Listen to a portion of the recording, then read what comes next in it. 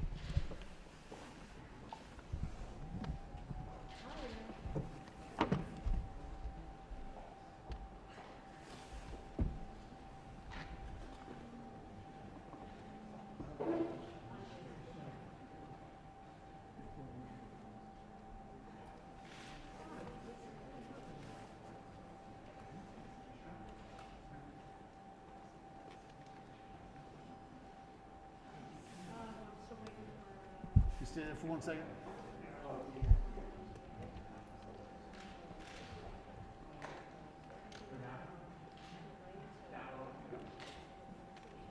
Thank you. You guys good?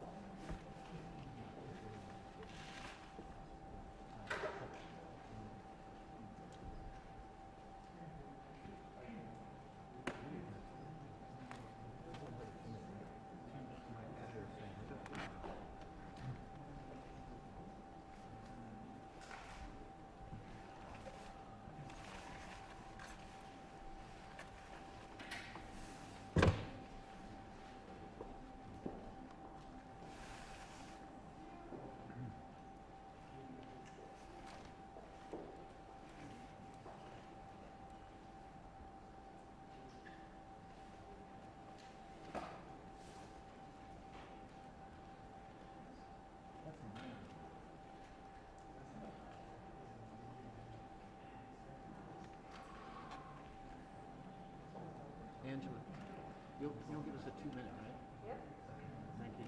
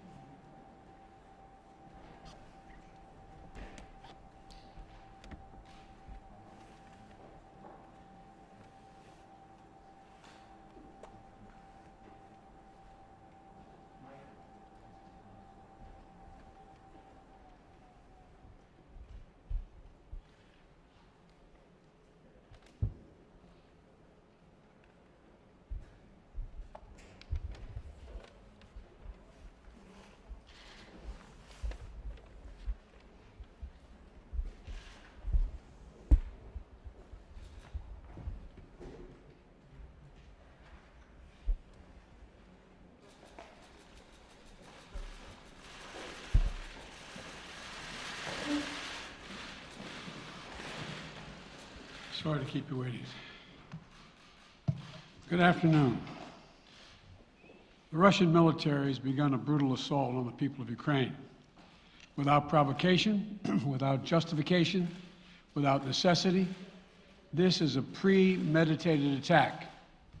Vladimir Putin has been planning this for months, as we've been saying all along.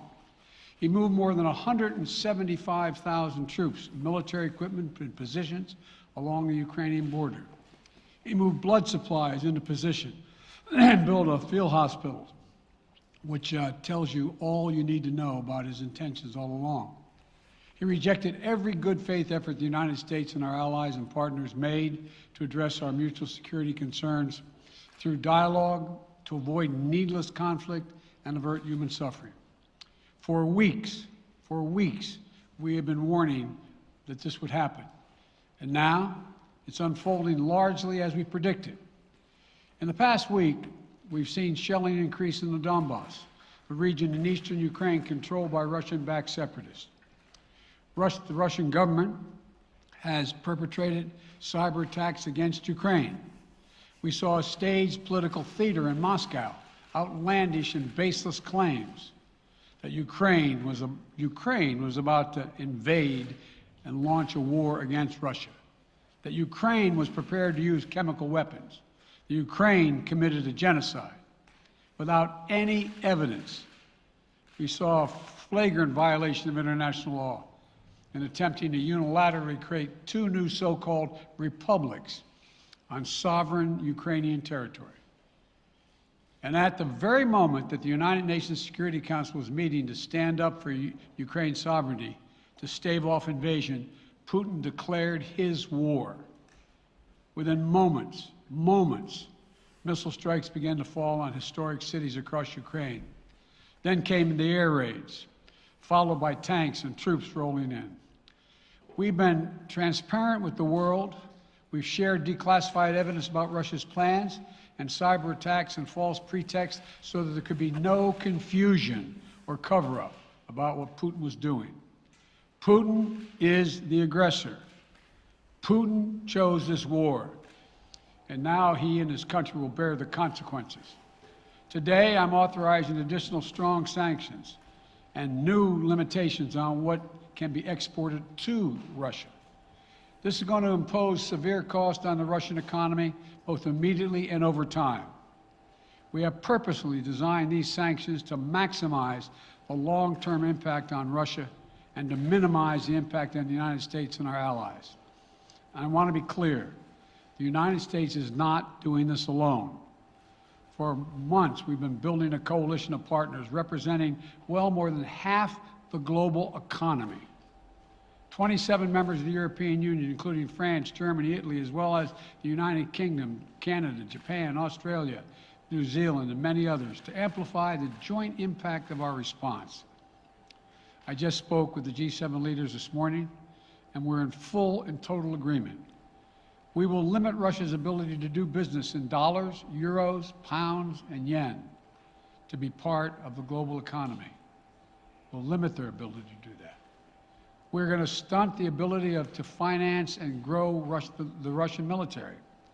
We're going to impose and we're going to impair their ability to compete in high-tech 21st century economy. We've already seen the impact of our actions on Russia's currency and the ruble, which early today hit its weakest level ever in history. The Russia stock market plunged today.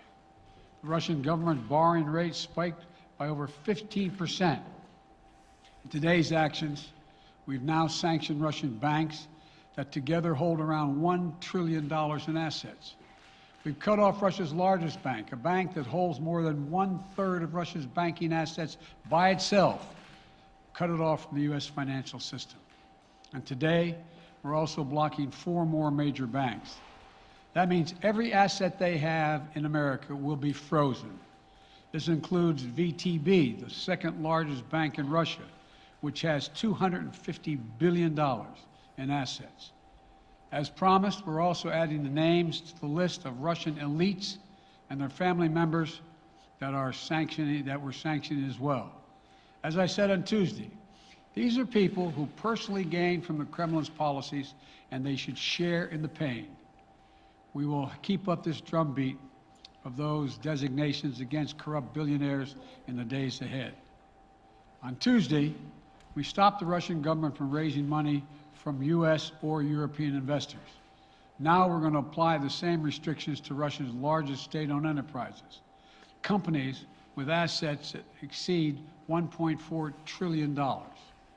Some of the most powerful impacts of our actions will come over time as we squeeze Russia's access to finances and technology for strategic sectors of its economy and degrade its industrial capacity for years to come. Between our actions and those of our allies and partners, we estimate that we'll cut off more than half of Russia's high-tech imports. It'll strike a blow to their ability to continue to modernize their military. It'll degrade their aerospace industry, including their space program. It'll hurt their ability to build ships, reducing their ability to compete economically. And it will be a major hit to Putin's long-term strategic ambitions. And we're preparing to do more. In addition to the economic penalties we're imposing, we're also taking steps to defend our NATO allies, particularly in the East. Tomorrow, NATO will convene a summit. We'll be there to bring together the leaders of 30 allied nations and close partners to affirm our solidarity and to map out the next steps we will take to further strengthen all aspects of our NATO alliance. Although we provided over $650 million in defensive assistance to Ukraine just this last year, let me say it again. Our forces are not and will not be engaged in the conflict with Russia in Ukraine. Our forces are not going to Europe to fight in Ukraine, but to defend our NATO allies and reassure those allies in the East. As I made crystal clear, the United States will defend every inch of NATO territory with the full force of American power. And the good news is, NATO is more united and more determined than ever. There is no doubt that the United States and every NATO ally will meet our Article 5 commitments, which says that an attack on one is an attack on all. Over the past few weeks, I ordered thousands of additional forces to Germany and Poland as part of our commitment to NATO. On Tuesday, in response to Russia's aggressive action, including its troop presence in Belarus and the Black Sea, I've authorized the deployment of ground and air forces already stationed in Europe to NATO's eastern flank allies, Estonia, Latvia, Lithuania, Poland, and Romania. Our allies have also been stepping up, adding the other allies, the rest of NATO, adding their own forces and capabilities to ensure collective defense. And today, within hours of Russia's unleashing its assault, NATO came together and authorized and activated an activation of response plans. This will enable NATO's high readiness forces to deploy and when and where they are needed to protect our NATO allies on the eastern boundaries of Europe. And now I'm authorizing additional U.S. force capabilities to deploy to Germany as part of NATO's response, including some of the U.S.-based forces that the Department of Defense placed on standby weeks ago.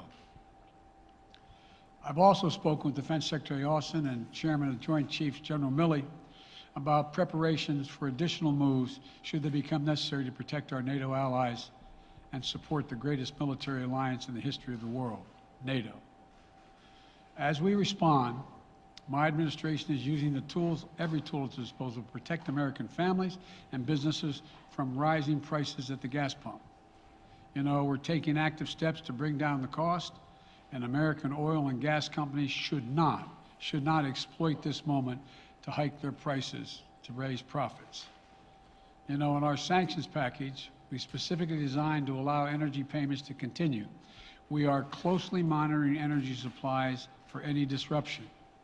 We've been coordinating with major oil producing and consuming countries toward our common interest to secure global energy supplies. We are actively working with countries around the world to elevate collective release from the strategic petroleum reserves of major energy consuming countries. And the United States will release additional barrels of oil as conditions warrant. I know this is hard and that Americans are already hurting, I will do everything in my power to limit the pain the American people are feeling at the gas pump. This is critical to me. But this aggression cannot go unanswered. If it did, the consequences for America would be much worse. America stands up to bullies. We stand up for freedom. This is who we are. Let me also repeat the warning I made last week. If Russia pursues cyber attacks against our companies, our critical infrastructure, we are prepared to respond. For months, we've been working closely with the private sector to harden our cyber defenses, sharpen our ability to respond to Russian cyber attacks as well. I spoke last night to President Zelensky of Ukraine, and I assured him that the United States, together with our allies and partners in Europe, will support the Ukrainian people as they defend their country. We'll provide humanitarian relief to ease their suffering. And in the early days of this conflict, Russia propaganda outlets will keep trying to hide the truth and claim success for its military operation against a made-up threat. But history has shown, time and again, how swift gains in territory eventually give way to grinding occupations, acts of mass civil disobedience, and strategic dead ends. The next few weeks and months will be hard on the people of Ukraine. Putin has unleashed a great pain on them, but the Ukrainian people have known 30 years of independence. They have repeatedly shown that they will not tolerate anyone who tries to take their country backwards. This is a dangerous moment for all of Europe, for the freedom around the world. Putin has committed an assault on the very principles that uphold the global peace. But now, the entire world sees clearly what Putin and his Kremlin allies are really all about. This was never about a genuine security concerns on their part. It was always about naked aggression, about Putin's desire for empire by any means necessary, by bullying Russia's neighbors through coercion and corruption, by changing borders by force, and ultimately by choosing a war without a cause. Putin's actions betray his sinister vision for the future of our world, one where nations take what they want by force. But it is a vision that the United States and freedom-loving nations everywhere will oppose with every tool of our considerable power. The United States and our allies and partners will emerge from this stronger, more united, more determined, and more purposeful. And Putin's aggression against Ukraine will end up costing Russia dearly, economically and strategically. We will make sure of that. Putin will be a pariah on the international stage. Any nation that countenances Russia's naked aggression against Ukraine will be stained by association. When the history of this era is written, Putin's choice to make a totally unjustifiable war on Ukraine will have left Russia weaker and the rest of the world stronger. Liberty, democracy, human dignity, these are the forces far more powerful than fear and oppression. They cannot be extinguished by tyrants like Putin and his armies. They cannot be erased by from people's hearts and hopes by any amount of violence and intimidation. They endure. In the contest between democracy and autocracy, between sovereignty and subjugation, make no mistake, freedom will prevail. God bless the people of a free and democratic Ukraine, and may God protect our troops. Mr. President. Associated Press, Zeke. Do you have any plans to speak with President Putin at this point, and what interactions have you had with the Russian government? I heard the first part. Do I have any plans to speak with Putin at this point, and what? What communications have you had with the Kremlin as far as military operations in Ukraine and making sure this does not spiral into a larger conflict? Well, it's a large conflict already. The way we're going to ensure it's not going to aspire to a larger conflict is by providing all the forces needed in the Eastern European nations that are members of NATO. NATO is more united than it's ever been, and I have no plans to talk with Putin. Wall Street Journal, Tarina. Mr. President, you didn't mention SWIFT in your sanctions that you announced. Is there a reason why the U.S. Isn't doing that? Is there a disagreement among allies regarding SWIFT and whether Russia should be allowed to be a part of it? The sanctions that we proposed on all their banks have of equal consequence, maybe more consequence than SWIFT, number one. Number two, it is always an option, but right now that's not the position that the rest of Europe wishes to take. Cecilia Vega, ABC. Sir, sanctions clearly have not been enough to deter Vladimir Putin to this point. What is going to stop him? How and when does this end? And do you see him trying to go beyond Ukraine? And a second question I'll just give to you now. This statement that he gave last night, the threat that he gave, the West will face consequences greater than any you have faced in history. Is he threatening a nuclear strike? I have no idea what he's threatening. I know what he has done, number one. And number two, no one expected the sanctions to prevent anything from happening. It has to show, this is going to take time, and we have to show resolve so he knows what's coming. And so the people of Russia know what he's brought on them. That's what this is all about. This is going to take time. It's not going to occur, he's going to say, oh my God, these sanctions are coming, I'm going to stand down. He's going to test the resolve of the West to see if we stay together, and we will. We will, and it will impose significant costs on him. Will he go beyond Ukraine, sir? Do you see him going? Yes. Thank you. Two topics, just really quick. First, markets are down and gas prices are up. I know you always stress the difference between Wall Street and Main Street, but everybody seems to be in for some economic pain. How economically painful is it going to get for people in this country? And I do have one more question. First of all, there's no doubt that when a major nuclear power attacks and invades another country, that the world is going to respond, and markets can respond all over the world. So there's no doubt about that, number one. Number two, the notion that this is going to last for a long time is highly unlikely as long as we continue to stay resolved in imposing the sanctions we're going to impose on Russia, period. What's the next question? I'm sorry. The next question is, did you underestimate Putin, and would you still describe him the way that you did in the summer as a worthy adversary? At the time, he was, I made it clear, as an adversary, and I said he was worthy. I didn't underestimate him. And I've read most of everything he's written. Did you read I shouldn't, I'm not a wise guy. You heard the speech he made, almost an hour's worth of speeches, why he was going into Ukraine. He has much larger ambitions in Ukraine. He wants to, in fact, reestablish the former Soviet Union. That's what this is about. And I think that his ambitions are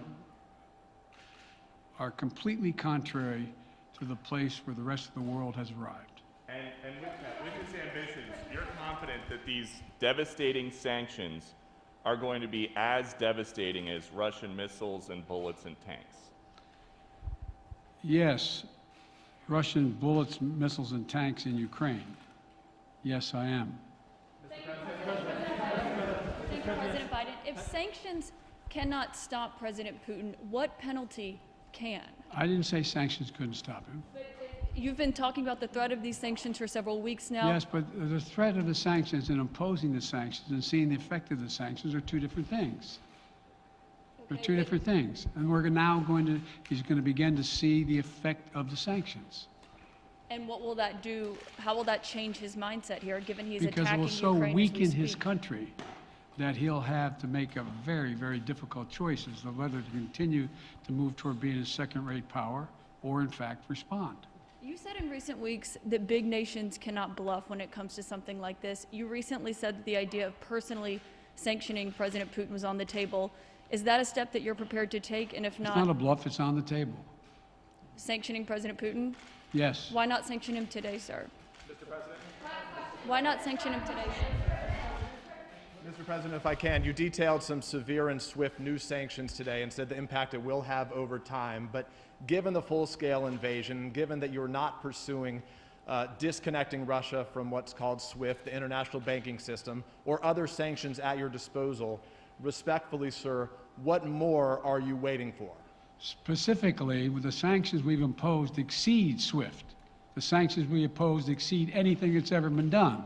The sanctions we imposed have generated 2/3 of the world joining us. They are profound sanctions.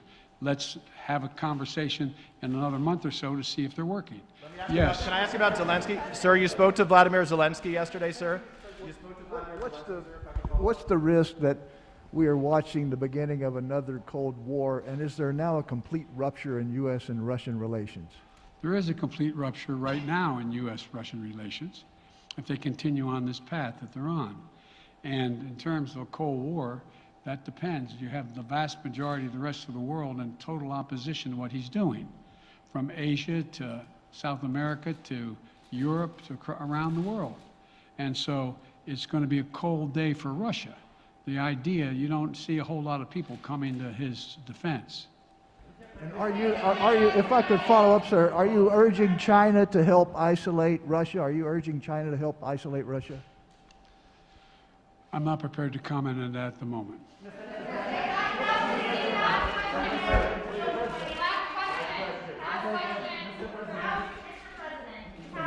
No. Yeah. No. He's had his hand up a long time. Thank you, Mr. President. How concerned are you that Putin wants to go beyond Ukraine into other countries, and the U.S. will have to get involved if he moves into NATO countries? Well, if he did move into NATO countries, he will be involved. We will be involved. The only thing that I'm convinced of is if we don't stop now, he'll be emboldened. If we don't move against him now with these significant sanctions, he will be emboldened. Look, you know, well, anyway. Can you talk anything more about your conversation? Mr. President.